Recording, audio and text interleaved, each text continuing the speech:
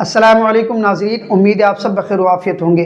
دوسرے کنٹریز میں مسلمان مردوں سے وہاں کی عورتیں شادیاں کیوں کرنا چاہتی ہیں، کیا وجہ ہو سکتی ہے، اس کے بارے میں آج ہم جانیں گے حضرت علامہ قمر الزمان خان اعظمی صاحب سے۔ مسلمانوں کے ساتھ کیوں رہنا چاہتے ہیں، ان کو کیوں اپنا شریک ہم سفر بنانا چاہتی ہیں، اسلامی کلچر میں کیوں رہنا چاہتی ہیں، آپ خود سنیں گے تو آپ کو تعجب بھی ہوگا، لہٰذا بلا تاخیر ہم اس ویڈیو کو دیکھتے ہیں۔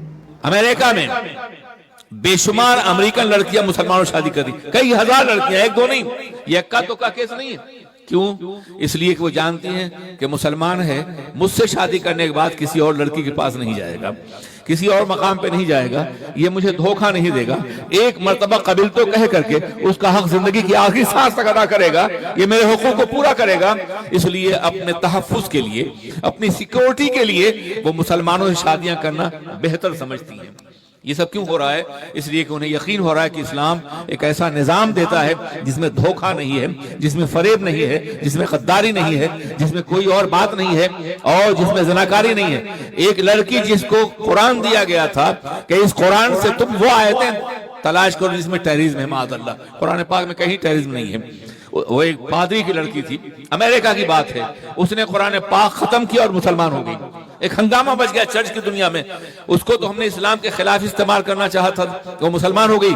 اس کے شوہر نے کہا کہ تم مسلمان ہو گئی ہو، کیا تم کسی مسلمان سے شادی کرو گی؟ کہا ہاں میں کروں گی۔ اور تمہارا شوہر اگر 4 شادیاں کرے؟ تو اس نے کہا یہ سب سے بڑا جھوٹ ہے جو دنیا بول رہی ہے، 4 شادیوں کی اجازت ہے مگر یہ لازمی قانون نہیں ہے۔ اور مسلمانوں کا تم جائزہ لو، کتنے فیصد ایک سے زیادہ شادی کرتے ہیں، کتنے فیصد لوگ ہیں جو ایک سے زیادہ شادی کرتے ہیں؟ یہ بہت بڑا الزام ہے مسلمانوں کے اوپر کہ وہ 4 شادیاں کرتے ہیں۔ ہاں، 4 شادیوں کی ضرورت اور مجبوری ہو سکتی ہے۔ مثال کے طور پر عراق میں سینکڑوں نہیں ہزاروں لاکھوں مرد مارے گئے، لڑکیاں کہاں جائیں گے؟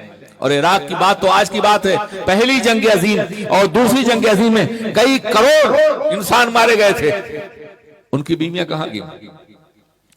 وہ پروسٹیٹیوٹ بن گئیں اور زنا کے اڈوں بیٹھ گئیں، وہ اس لیے کہ ان کو کوئی سہارا دینے والا نہیں تھا۔ لیکن اگر اسلامی ماحول میں اگر ایسا کہیں ہوا تو ایک مومن دوسری بچی کو سے نکاح کر کے اسے باعزت زندگی دے گا، اسے گناہ کی طرف جانے سے روکے گا۔ ایسی مجبوریاں بھی ہو سکتی ہیں، لیکن اسلام میں یہ ضروری نہیں کہ ہر آدمی 4 شادی کرے۔ آپ لوگوں میں کہتے ہیں جنہوں نے شادی کی، ہاتھ اٹھائیے جن کے پاس 4 بیویاں ہیں، چلیے 2 بیویوں والے ہاتھ اٹھائیں، 1 بیوی والا ہاتھ اٹھائے۔ لاکھوں میں ایک بھی ایسا نہیں ہے جو باضابطہ 4 شادیاں کرتا ہو، یہ جھوٹ ہے جو بولا گیا ہے۔ تو اس نے کہا میں نے اسلامی معاشرے کو دیکھا، اس کی بیوی نے کوئی 4 شادی نہیں کرتا، لیکن اگر میرا شوہر دوسری شادی کر لے تو بھی میں خوش ہوں۔ ارے تم خوش ہو؟ کہا ہاں، اس لیے خوش ہوں کہ مجھے معلوم ہے کہ میرے شوہر کی رات آج کہاں گزر رہی ہے، تم جہاں جاتے ہو تمہارے بارے میں ہمیں کچھ نہیں، یہ نہیں معلوم ہے۔ وہ جائز طریقے سے جائے گا، وہ میرا بھی حق ادا کرے گا، اس کا بھی کہے، لیکن تم کہاں جاتے ہو رات بھر، تم کہاں رہتے ہو، تم کس کے ساتھ رہتے ہو، یہ مجھے پتا نہیں۔ اس لیے تاریکی کے بجائے روشنی زیادہ قابل قبول ہے۔ عزیزان ملت اسلامیہ، تو میں عرض کرنا چاہتا ہوں، ایک اچھا مسلمان دنیا کے ہر ملک کا بہترین شہری ہے، بہترین شہری ہے۔